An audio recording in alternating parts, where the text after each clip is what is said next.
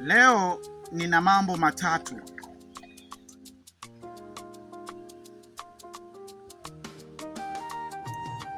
Leo nina mambo matatu ya kukueleza kijana mwenzangu. Na mambo matatu ya msingi sana. Ukinizingatia utaishi vyema.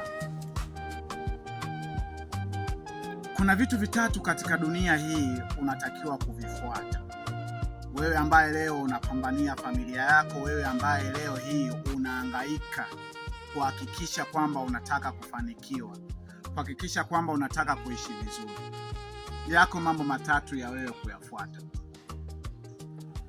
Jambo namba moja, ili ufanikiwe katika maisha yako, unatakiwa kuwa mcha Mungu.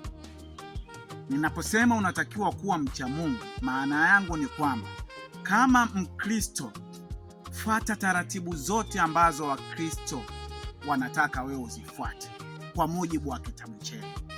Usiwe mtenda dhambi hata kidogo.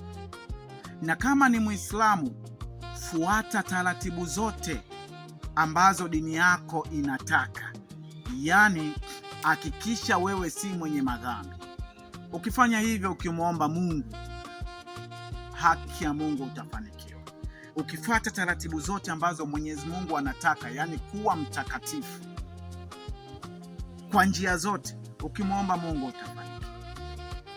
Lakini kitu cha pili, kama huwezi kuwa mcha Mungu na unaamua wewe sasa kumwabudu shetani, na huko kwenye kumwabudu shetani, hakikisha kwamba unamwabudu kweli shetani. Yani ukiamua kuloga, loga kweli, sio unaloga kimasiara. Ukiamua kuwa mcha Mungu, kuwa mcha Mungu kweli. Ukiamua kuwa mtu wa shetani, kuwa mtu wa shetani haswa. Ukiambiwa toa mama yako, toa. Ukiambiwa toa mwanao, toa. Ukiambiwa fanya hichi, kuwa mtu wa shetani haswa. Ukimwomba shetani utafanikiwa. Kitu namba tatu, ndugu yangu, kama huwezi hayo yote, usijisumbue. Kubali kuishi maisha ya kawaida. Kubali leo unacho, kesho huna. Leo umelala njaa, kesho umekula. Kesho wanao wamekwenda shule, kesho kutwa hawajenda kwa sababu madaftari yamekwisha. Kubaliana na hiyo hali, kwa sababu yako mambo matatu tu.